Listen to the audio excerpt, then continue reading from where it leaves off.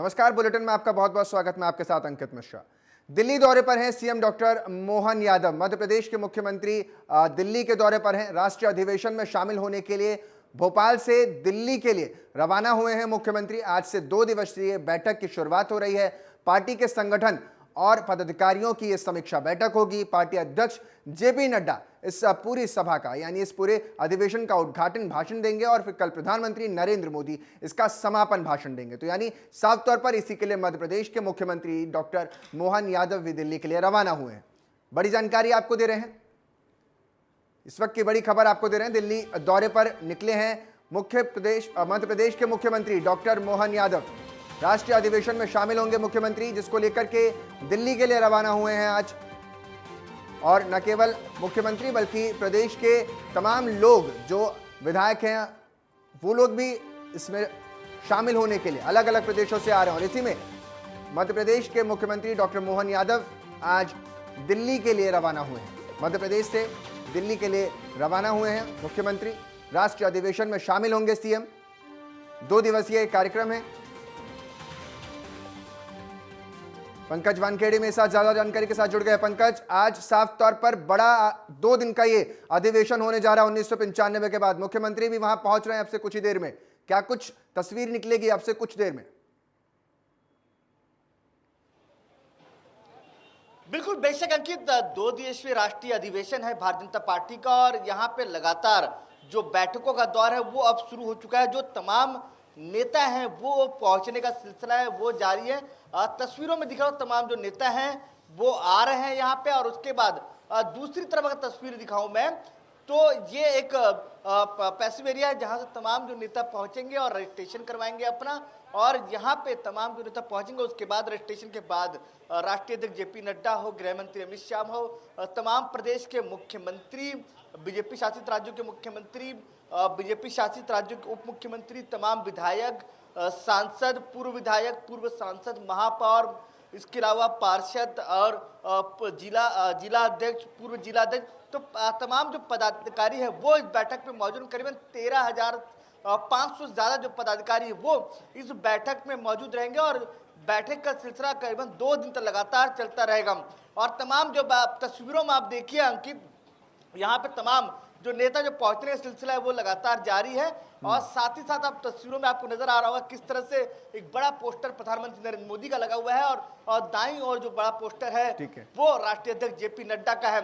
उसके अलावा तमाम जो पदाधिकारी पहुंच रहे हैं उनके स्वागत के लिए भी जो व्यवस्था है वो भी की गई है। वहाँ लगातार ढोल नगाड़े के साथ उनका स्वागत किया जा रहा है। और सबसे महत्वपूर्ण यह है कि मध्य प्रदेश के जो मुख्यमंत्री हैं मोहन यादव वो भी कुछ ही देर में इस बैठक के लिए पहुंचे। मुख्यमंत्री के साथ कितने लोग शामिल हो सकते हैं? क्या उनके साथ कैबिनेट के और भी मिनिस्टर्स आ रहे हैं और विधायक आ रहे हैं? पंकज, बिल्कुल बेशक अंकित, अगर मैं बात करूं तो करीबन देखिए तमाम विधायक जो है प्रदेश के वो इस बैठक के लिए पहुंचेंगे। तमाम अगर विधायक आ रहे तो ऑब्वियसली कैबिनेट मंत्री जो है मध्य प्रदेश के राज्य मंत्री है वो भी इस बैठक के लिए पहुंचेंगे। तो कहने के तमाम राज्यों के तमाम पदाधिकारी हैं। छत्तीसगढ़ की बात करूं तो 350 पदाधिकारी हैं। मध्य प्रदेश से 700 से ज्यादा पदाधिकारी हैं वो इस बैठक में पहुंच रहे हैं। और 2 दिवसीय ये बड़ा अधिवेशन, महाअधिवेशन और भारत मंडपम में कार्यक्रम हो रहा है। और तमाम जो नेता है वो पहुंचने का सिलसिला है वो भी लगातार जारी है। मैं आपको तस्वीरें में और दिखाता हूँ अंकित, देखिए आप देखिए किस तरह स्वागत की व्यवस्था जो की गई है तमाम नेताओं की जो यहाँ पहुंचेंगे, रजिस्ट्रेशन करेंगे, अंदर जाएंगे। और कहीं ना कहीं जो अधिवेशन में जो मकसद होगा इस बैठक का वो साफ है कि किस तरह से लोकसभा चुनाव 2024 में 400 पार का जो नारा है उसको पार करने की कोशिश की जाएगी। तो कह रही ये बैठक तस्वीरें आप दिखा रहे हैं और तस्वीरों के माध्यम से जो तस्वीर 2024 में जाने वाली है उसकी तैयारी है। पंकज, सवाल ये भी है कि इन तस्वीरों में जो कहा जा रहा है कि सत्र में अलग अलग बैठकें होने वाली हैं, तो इसमें क्या मध्य प्रदेश और छत्तीसगढ़ के मुख्यमंत्री के साथ भी जेपी नड्डा की बैठक होने वाली है, अध्यक्ष की बैठक होगी? हर राज्यों का प्रतिनिधित्व जो कर रहे हैं वो प्रेजेंटेशन देते हुए नजर आएंगे? बिल्कुल बेशक, देखिए लगातार तमाम प्रदेश के जो मुख्यमंत्री है वो बैठेंगे। तमाम प्रदेश की अलग अलग बैठक होगी। प्रदेश अध्यक्ष होंगे, पूर्व प्रदेश अध्यक्ष होंगे, जिला अध्यक्ष उस बैठक में मौजूद होंगे। और जो ब्लॉक अध्यक्ष हैं उनको भी बुलाया गया है। और सबसे महत्वपूर्ण है कि तमाम सांसद और पूर्व सांसद भी बैठक में मौजूद हैं। लक्ष्य एक ही है, किस तरह से 2024 में जो लोकसभा चुनाव होने हैं उसमें जो 400 का लक्ष्य है उसको किस तरह से पार किया जाएगा। किन बिंदुओं पर आज ये बैठक हो रही है, किन बिंदुओं पर विशेष तौर पर इसमें ध्यान रखा जा सकता है, अगर कुछ सूत्र आपके इसकी जानकारी दे रहे हो तो?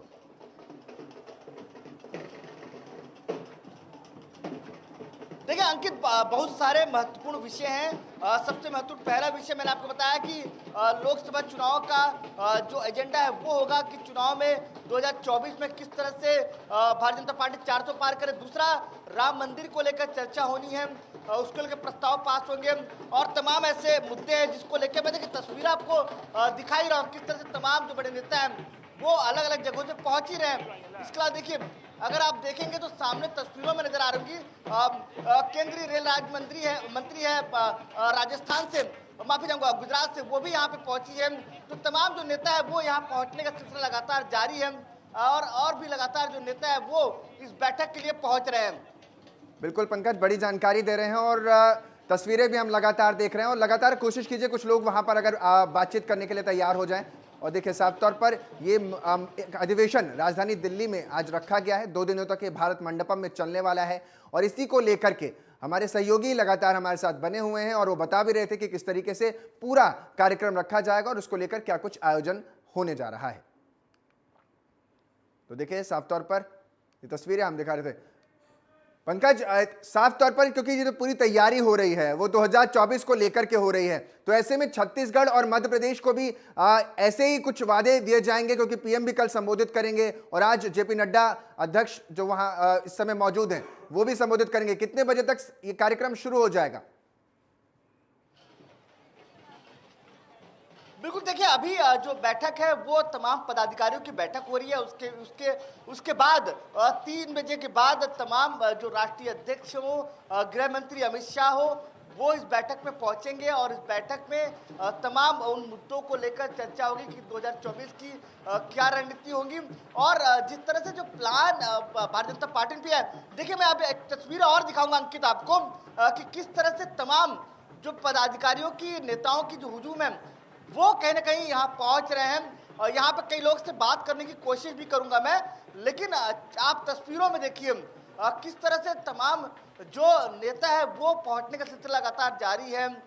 तमाम जो बड़े नेता है वो पहुंच रहे हैं। इसके अलावा केंद्रीय मंत्री पहुंच चुके हैं, कुछ तमाम प्रदेशों के मुख्यमंत्री हैं वो पहुंचेंगे, उसका जो सांसद है वो पहुंच रहे हैं, पूर्व सांसद है वो पहुंच रहे हैं और जो राष्ट्रीय अध्यक्ष हैं वो तो पहुंचेंगे। इसके अलावा तमाम जिला के जो अध्यक्ष हैं वो भी इस बैठक में पहुंचेंगे। तो अलग अलग तमाम राज्यों से जो नेता है वो यहाँ पहुंचने का सिलसिला लगातार जारी है। लक्ष्य एक ही है, 2024 को किस तरह से 400 से ज्यादा पार किया जाए। मेरे तो कुछ नेता सर कहाँ से हैं? महाराष्ट्र से। महाराष्ट्र से आप? चिंचवड जिला पुणे जिला से। क्या मकसद है बैठक जो किया, 2 दिन अधिवेशन हो रहा है, तो आप लोग क्या कुछ होगा यहाँ पे? वो क्या 24 400 पार 400 पार। देखिए बेशक, आप क्या बोलेंगे मैम? बस 400 पार करने हैं तो उसके नियोजन के लिए बैठक है। पूरे देश से लोग आए। मैं एमएलसी हूँ, उमा खापरे, महाराष्ट्र पुणे से। देखिए विधायक है उमा खापरे जी हैं जो महाराष्ट्र से बिलोंग करती हैं। मैडम, महाराष्ट्र की राजनीति बड़ी डिफरेंट राजनीति चल रही है। कहा जाता है पहले कि बिहार की राजनीति देखिए, देश की राजनीति समझ में आ जाएगी। अब कहा जाता है महाराष्ट्र की राजनीति देखिए, तो क्या उसको लेके भी चर्चा होगी कि महाराष्ट्र में क्या कुछ समीकरण तय होगा 2024 को लेकर? इंपॉर्टेंट चर्चा यहाँ पे नहीं होगी। 2024 में तय 2024 की जो चर्चा है महाराष्ट्र की 400 पार की ही सिर्फ चर्चा होगी और कोई राज्य की चर्चा नहीं होगी यहाँ पे। पंकज, इनसे पूछे क्या कोई प्रेजेंटेशन भी इनकी तरफ से होगा? मंदिर बनाए गए हों या 370 की चर्चा, इन तमाम मुद्दों को लेकर चर्चा होगी? जरूर होगी, हर चीज के बारे में चर्चा होगी क्योंकि इसीलिए तो सभी को बुलाया यहाँ पे। पूरे इनसे पूछे देश से कि लोग आए। क्या महाराष्ट्र की तरफ से भी कोई प्रेजेंटेशन वगैरह दी जाने वाली है अंदर? अध्यक्ष है, संगठन के सभी लोग हैं, सभी को इनवाइट किया है, तो जरूर हर चीज की चर्चा होगी। धन्यवाद। बिल्कुल बेशक। देखिए अंकित, देखिए करीबन 13,500 से ज्यादा पदाधिकारी इस बैठक में पहुंचेंगे, मैंने पहले ही कहा था। और बेशक जरूर बिल्कुल देखिए, और भी सर 2 मिनट वक्त लूंगा, पहुंचूंगा। सर क्या महत्वपूर्ण इस बैठक में चर्चा होगी, क्या कुछ लेकर बातचीत होगी सर? नहीं, एक तो 2 दिन का पार्टी का राष्ट्रीय सम्मेलन यहाँ पे हो रहा है। निश्चित रूप से एक आगे चुनाव के लिए और आने जो आगे की राजनीति है, रणनीति है और किस तरह से पार्टी डेवलप करनी है, किस तरह से गांव में जाना है, आदरणीय पंतप्रधान नरेंद्र जी मोदी साहब का मैसेज हमें कैसे नीचे तक पहुंचाना है, इसकी रूपरेखा आज दी जाएगी और निश्चित रूप से हम सब कार्यकर्ता ठीक है पंकज, फॉलो करेंगे। सर एनडीए कितनी सीट जीत के लाएगी महाराष्ट्र से? जी हमारा जो टारगेट है महाराष्ट्र में, जो पार्टी ने टारगेट तय किया है वो करीब 45 सीट्स आउट ऑफ 45 सीट्स का ठीक है टारगेट पंकज, फिक्स किया है महाराष्ट्र में। Thank you so much sir बात करने के लिए। देखिए 48 सीटें हैं, 45 सीट जीतने का दावा। जी पंकज, साफ तौर पर महाराष्ट्र में तस्वीरें आप लगातार वहां पर और भी लोगों से बातचीत करिए और समझिए क्या कुछ इस अधिवेशन में रहने वाला है। लेकिन इस वक्त दूसरी बड़ी खबर की तरफ आपको लिए चलते हैं, जहां सूत्रों के हवाले से बड़ी खबर सामने आ रही है। पूर्व सीएम कमलनाथ को लेकर अटकलें तेज, बीजेपी में शामिल हो सकते हैं कमलनाथ। यह बड़ी जानकारी आपको टीवी 27 दे रहा है। सूत्रों के हवाले से इस वक्त की बड़ी खबर आज आपको दे रहे हैं कि आज दिल्ली के लिए रवाना होंगे कमलनाथ। बीजेपी नेताओं से कर सकते हैं मुलाकात, बीजेपी में शामिल हो सकते हैं कमलनाथ। ये बड़ी जानकारी आपको दे रहे हैं इस वक्त की बड़ी खबर।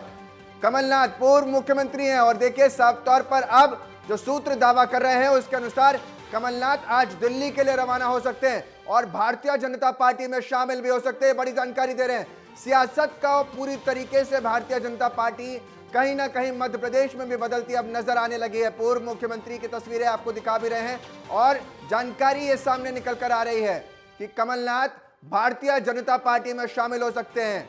अब सोचिए, दिग्विजय सिंह के साथ लगातार लड़ाई और यूं कहें अंदर खानों में जो कलह देखने को मिलती थी, कमलनाथ के साथ अपने बेटे को लेकर भी कई बार चर्चा में रहे।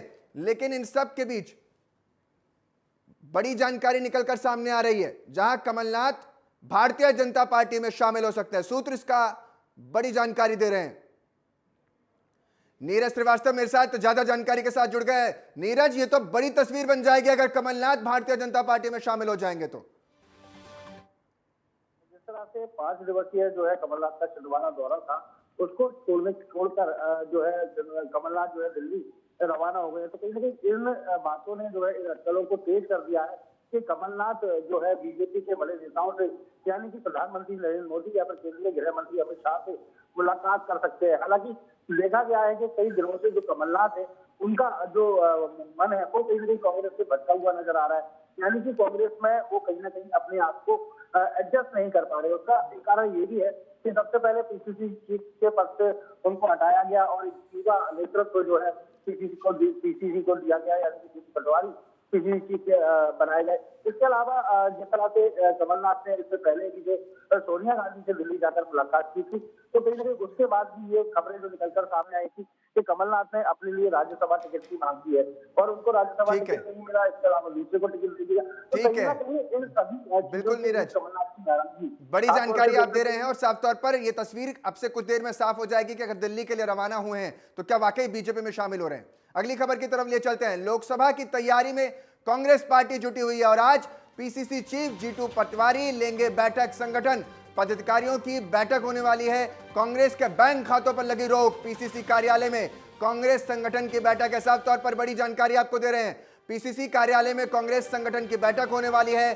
संगठन पदाधिकारी इस बैठक में हिस्सा लेंगे और आज पीसीसी चीफ जीतू पटवारी इस बैठक को लेंगे। नीरज श्रीवास्तव मेरे साथ ज्यादा जानकारी के साथ जुड़े हुए। नीरज, इस बैठक का मुख्य उद्देश्य क्या है आज?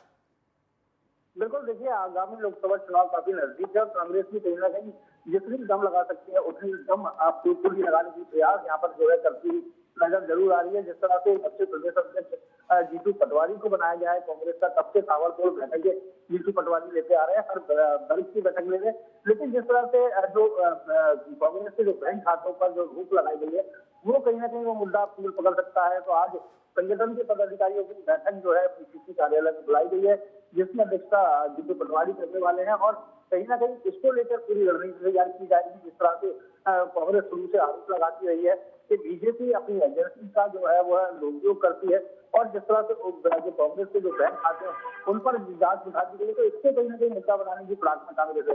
तो आज एक बड़ी बैठक बुलाई गई है, थोड़ी देर में ये बैठक शुरू होगी। जीतू पटवारी इस बैठक को लेंगे और तमाम जो है कांग्रेस के ठीक है, पदाधिकारी आज ये बैठक होने वाली है, कितने बजे से शुरू हो जाएगी ये बैठक, मुझे इसकी भी जानकारी दीजिए। और दूसरी तरफ एक खबर ये भी आ रही थी ना कि कमलनाथ जा रहे हैं, तो क्या इस बैठक में उन चीजों को लेकर भी बातचीत हो सकती है, पार्टी में जो अंदर खाने कलह चल रही है? देखिए, फिलहाल सीधी सी बात है कि बीजेपी का जो लक्ष्य है 29 की 29 सीटें फतेह करना है, और इसको लेकर के कहीं ना कहीं अटकलें लगाई जा रही है, क्योंकि छिंदवाड़ा एकमात्र ऐसा क्षेत्र है जहां से ना ही बीजेपी को विधायक मिला है, ना ही सांसद मिला है, ना ही नगर पालिकाओं में बीजेपी ने बढ़त पाई है। तो ऐसा माना जा रहा है कि कहीं ना कहीं कमलनाथ एक बड़ी टीम के साथ बीजेपी में वापस आ सकते हैं, और कहीं ना कहीं नकुलनाथ के लिए वो जगह जो छिंदवाड़ा की संसदीय सीट है वो बीजेपी से उसकी मांग कर सकते हैं। तो हालांकि ये अटकलों का दौर है, काफी सीनियर लीडर है कमलनाथ। अटकलों पर विराम तभी लगेगा जब या तो कमलनाथ की तरफ से कोई बयान आएगा या किसी की तरफ से कोई बयान आएगा। लेकिन फिलहाल ये जो आज की जो बैठक है वो लोकसभा चुनाव की रणनीति बनाने के लिए रखी गई है। हालांकि इस विषय पर चर्चा हो सकती है, लेकिन ज्यादा संभावनाएं कम नजर आती है, क्योंकि इस बैठक में पदाधिकारियों से आगामी रणनीति को लेकर आगामी रणनीति को बात बता रहे हैं आप नीरज। तमाम जानकारी देने के लिए बहुत बहुत शुक्रिया। अगली खबर की तरफ लिए चलते हैं। खबर बुधनी से है, जहां नर्मदा जयंती महोत्सव में पूर्व सीएम शिवराज सिंह पहुंचे हैं। ऐतिहासिक नर्मदा घाट पर नर्मदा जयंती महोत्सव कार्यक्रम बड़ी ही धूमधाम के साथ मनाया जा रहा है, जिसमें प्रत्येक वर्ष की तरह इस बार भी पूर्व सीएम शिवराज सिंह चौहान शामिल हुए हैं। शिवराज के पहुंचने पर बुधनी की जनता ने बहुत ही गर्मजोशी से उनका स्वागत किया। इस दौरान पूर्व सीएम शिवराज सिंह ने कहा कि धरती पर स्वर्ग उतारना चाहता हूं और बुधनी को सबसे अच्छी विधानसभा बनाने का पूरा प्रयास करूंगा। वहीं उन्होंने आगे भी कहा कि नर्मदा के दर्शन मात्र से पापों से मुक्ति मिल जाती है। मुख्यमंत्री भी इस कार्यक्रम में पहुंचे हैं, जहां वो ये बड़ी बातें रख रहे हैं और साफ तौर पर कहते भी नजर आ रहे हैं। पूर्व सीएम है शिवराज सिंह चौहान। इस दौरान पूर्व सीएम शिवराज सिंह चौहान ने क्या कुछ कहा अब आपको बताता हूं कि वो कहते हैं कि धरती पर स्वर्ग उतारना चाहता हूं और बुधनी को सबसे अच्छी विधानसभा बनाने का पूरा प्रयास कर रहूंगा और करता रहूंगा। वहीं उन्होंने आगे भी कहा है कि नर्मदा के दर्शन मात्र से पापों की मुक्ति हो जाती है। नर्मदा का ये उत्सव चल रहा है, जिसमें खुद पूर्व मुख्यमंत्री शिवराज सिंह चौहान वहां पहुंचे हैं और बेहद गर्मजोशी के साथ वहां उमड़ी भीड़ ने पूर्व सीएम का स्वागत भी किया। और जैसा कि मान्यता के अनुसार लगातार पिछले कई वर्षों से नर्मदा जयंती मनाई जा रही है, महोत्सव मनाया जाता है और कार्यक्रम में बड़ी ही धूमधाम के साथ इसे हर वर्ष इसी तरीके से मनाया जाता है। और इस बार प्रत्येक वर्ष की तरह पूर्व सीएम शिवराज सिंह चौहान शामिल हुए हैं। शिवराज सिंह के पहुंचने पर बुधनी की जनता ने बेहद गर्मजोशी के साथ उनका स्वागत किया और इस दौरान पूर्व सीएम शिवराज सिंह चौहान ने भी बेहद गर्मजोशी के साथ सभी का अभिवादन स्वीकार करते तस्वीरों में नजर आ रहे हैं। बच्चे, बड़े, बूढ़े सभी लोग उनकी तस्वीरें भी लेना चाहते हैं, उनसे बातचीत करना चाहते हैं और पूर्व सीएम हैं और प्रदेश की जनता से मिल रहे हैं, बुधनी की जनता से मिल रहे हैं और लोग उन्हें फूलों का गुलदस्ता हो, नारियल हो और इन सब से उनका स्वागत कर रहे हैं। इस दौरान पूर्व सीएम ने क्या कुछ कहा है वो मैं आपको बता देता हूं। वो कहते हैं कि शिवराज सिंह चौहान इस धरती पर कहते हैं स्वर्ग उतारना चाहता हूं। नर्मदा जयंती की माँ नर्मदा जयंती सबको बहुत बहुत शुभकामनाएं, माँ के चरणों में प्रणाम। नर्मदा जी हैं जिनके कारण मध्य प्रदेश आज इतना आगे बढ़ पाया है। नर्मदा जी का जल जहाँ सूखे कंठों की प्यास बुझाता है, वहीं हमारे खेतों में फसलें लहलहाने का काम करता है। नर्मदा जी के पानी से बिजली भी बनती है, लेकिन सबसे बड़ी बात यह है कि नर्मदा जी के तट पर आके नर्मदा जी के दर्शन करते ही हम समस्त पापों से मुक्त हो जाते हैं। ऐसी मैया के चरणों में बारंबार प्रणाम और यही प्रार्थना है कि हम सब पर, मध्य प्रदेश की जनता पर, बुधनी की जनता पर कृपा और आशीर्वाद की वर्षा वो करती रहें, हमें सद्बुद्धि दें, सन्मार्ग पर चलाएं। मध्य प्रदेश के उप मुख्यमंत्री राजेंद्र शुक्ल आज रीवा पहुंचे हैं, जहां कलेक्ट्रेट के मोहन सभागार में आयोजित कैंसर शिविर संबंधित बैठक में शामिल हुए हैं। उप मुख्यमंत्री ने शिविर को 100% सफल बनाने के लिए अधिकारियों को निर्देश भी दिए हैं। आपको आगे बता दें कि रीवा में कैंसर रोग की जांच और उपचार के लिए 24-25 फरवरी को शिविर लगाया गया है, जबकि 26 फरवरी को शहडोल में शिविर का आयोजन किया गया है। कैंसर शिविर का आयोजन इंदौर के कैंसर फाउंडेशन के सहयोग से किया जा रहा है और इस मौके पर उप मुख्यमंत्री ने आम जनता से इन शिविरों में ज़्यादा से ज़्यादा पहुंचकर लाभ उठाने की अपील भी की है। तो साफ तौर पर यह शिविर लगाया गया है जहां कैंसर रोगियों का उपचार किया जा रहा है और इसके लिए इंदौर के कैंसर फाउंडेशन के सहयोग से ये पूरा आयोजन किया गया है, जिसमें उप मुख्यमंत्री पहुंचे हैं। साफ तौर पर 26 फरवरी को शहडोल में शिविर का आयोजन किया गया था।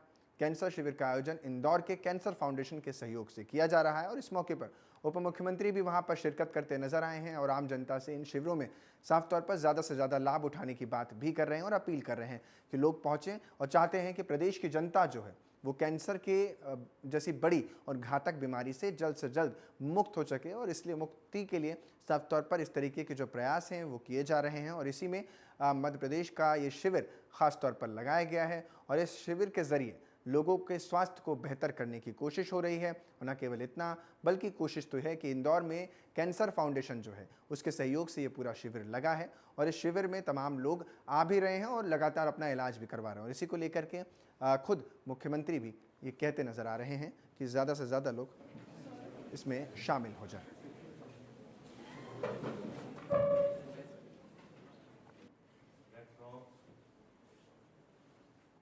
हमारे रीवा और विंध्य क्षेत्र में कैंसर के मरीज के निःशुल्क शिविर का एक बड़ा आयोजन 24-25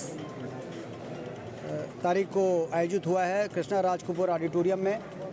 इंदौर के डॉक्टर दिगपाल धारकर जी, जिनका कैंसर फाउंडेशन है, जो पिछले कई वर्षों से कैंसर के बड़े शिविर लगाकर और विशेषज्ञों को लाकर उस क्षेत्र में कैंसर के जो मरीज़ हैं उनको आइडेंटिफिकेशन करते हैं और जिनको कैंसर के लक्षण पाए जाते हैं उनको फिर संबंधित अस्पतालों में, बड़े अस्पतालों में ले जाके उनका इलाज होता है निःशुल्क।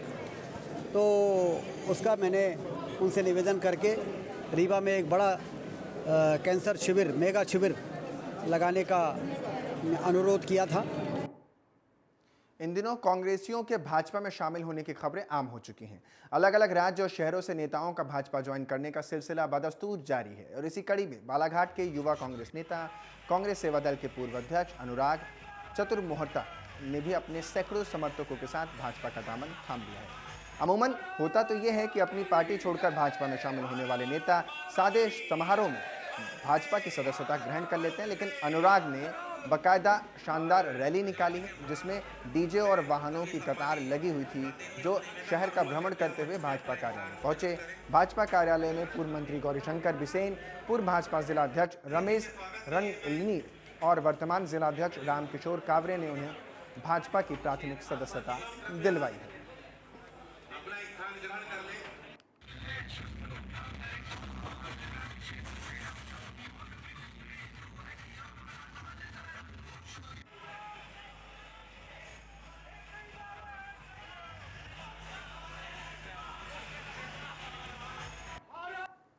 बचपन से एक बात सोचता था, एक पुराना गाना है कि ताल मिले नदी के जल में, नदी मिले सागर में, और सागर मिले कौन से जल में कोई जाने ना। आज मुझे पता लग गया कि कहाँ जाके मिलना जरूरी है। आप लोगों ने मुझे और मेरे परिवार को मेरे साथ जो कंधे से कंधा मिलाकर लगभग 15 वर्षों से राजनीति कर रहे हैं, उनको अपने हृदय में स्थान दिया, उसके लिए हृदय से आपका आभार और कोटिश धन्यवाद।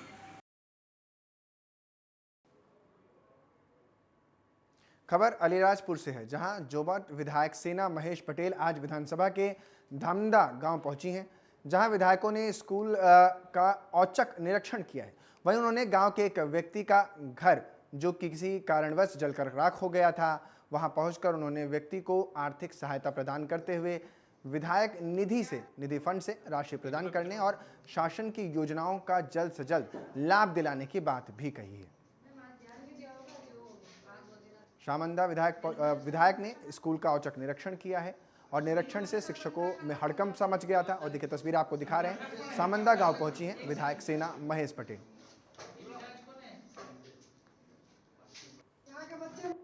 देखिए पूरे ज़िले में कहीं न कहीं जो मध्याह्न भोजन मिल रहा है, चाहे शिक्षा में जो पढ़ाई का काम चल रहा है, तो जिस तरह से मैंने प्राथमिक और मिडिल में देखा है, तो बच्चों की संख्या अनुपस्थिति ज़्यादा प्राप्त हुई है। और जिस तरह से भोजन का मेनू जो आज जो मिलना चाहिए, वो ना होकर कुछ और ही दिया जा रहा था, जैसे बालर की फली रस वाली बना के दी गई है। फिलहाल के लिए इस बुलेटिन में इतना ही। आप बने रहिए मेरे साथ, देखते रहिए TV 27 न्यूज़।